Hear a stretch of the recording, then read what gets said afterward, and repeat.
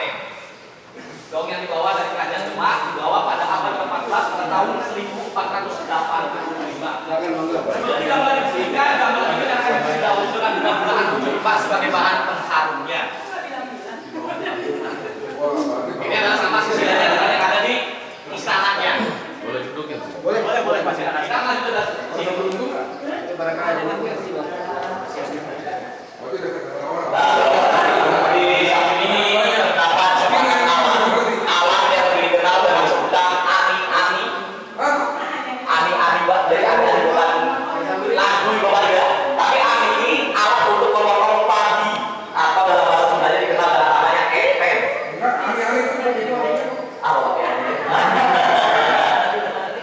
Dan juga di bawahnya ada keoce dari pinggir dada, ada peti jamu dan di bawah ini ada jantungan alat untuk mengirimkan surat atau yang lebih dikenal dengan sebutan amplop surat. Seperti ini dari surat menulis lalu lontar setelah ditulis baru dimasukkan ke dalam jantungan ini. Karena jantungan ini tengahnya berbilah, yang satunya berbilah dan satunya terdapat pinggungnya. Nanti setelah menulis lalu lontar dimasukkan ke dalam jantungan ini, kurirnya akan mengantarkan ke kerajaan-kerajaan yang lain. Yang di samping ada beberapa kristal dan dari kristal dan dikasih cetak juga 30 lama. Dan di bawah ini ada 3 lembu padi yang terbuat dari perak uang logam zaman Cina Bapak Ibu. Ini uang semua. Iya.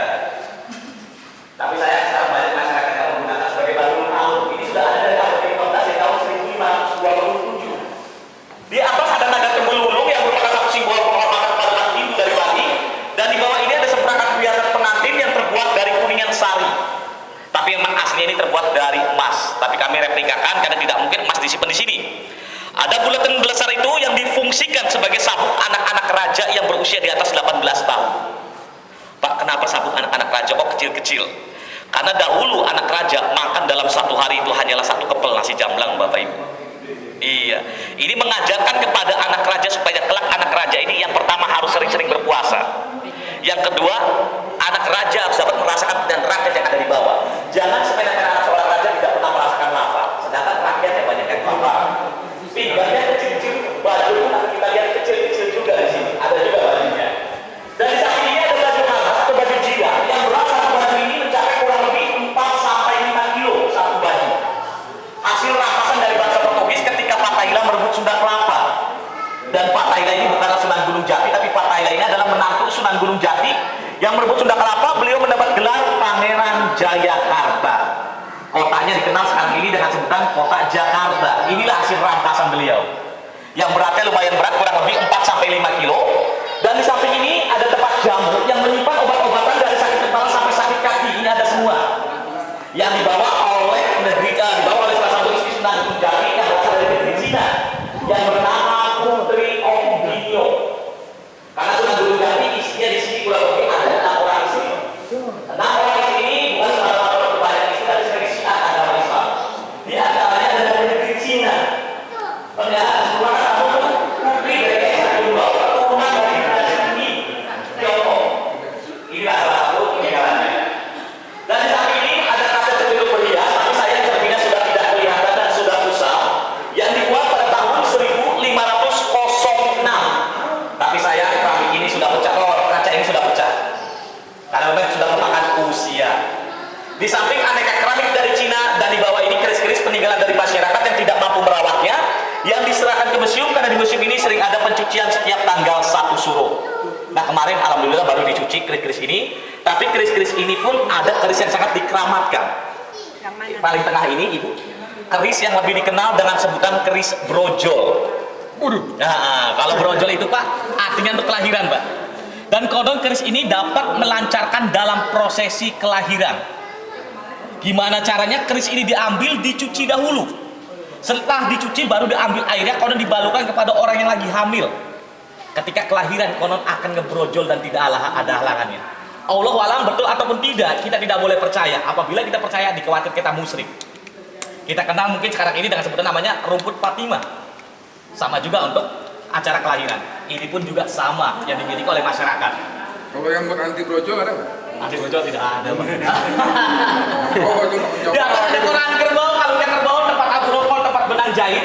Dan di bawah ini ada buah labu yang diawetkan, diposisikan menjadi batu sebagai tempat air minum. Asli ini Bu. Ini terbuat dari buah labu. Dan di samping patung Dewa Wisnu satu simbol penghormatan kepada umat Hindu dari Bali. Alat kecantikan, piring Aryadila, kotak sirih, dan di bawah ini ada buah kelapa. Bentuk buah kelapa ini sangat unik. Bentuknya seperti jantung manusia. Airnya bertuah mengobati berbagai macam penyakit yang konon berbuahnya mencapai kurang lebih 25 tahun sekali. Asal kelapa ini bukan berasal dari Indonesia, tapi berasal dari Madagaskar, Afrika Selatan.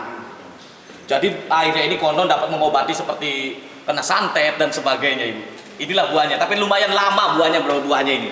Kayaknya aku harus minum itu. Dan di samping ini adalah keris-keris peninggalan dari Kesultanan Cirebon. Inilah keris-kerisnya yang digunakan oleh para prajurit raja. Dan di samping ini ada baju-baju yang dikenakan oleh putra dan putri raja. Modelnya ada dari Cina, ada model dari Jawa, kainnya terbuat dari kain sutra dan benangnya pun terbuat dari benang emas. Nah, inilah untuk anak-anak yang berusia di atas 18 tahun ini, Bu. Inilah baju-bajunya. Iya. Di atas sih ya. Di atas 18 tahun. Iya. Tapi sayang batik ini bukan berasal dari Cirebon, ini berasal dari Palembang. Yang lebih dikenal dengan sebutan kain songket. Karena hubungan antara Palembang dengan Cirebon ini hubungannya berbesan. Inilah salah satu peninggalannya yang berusia kurang lebih baju-baju ini 120 tahun.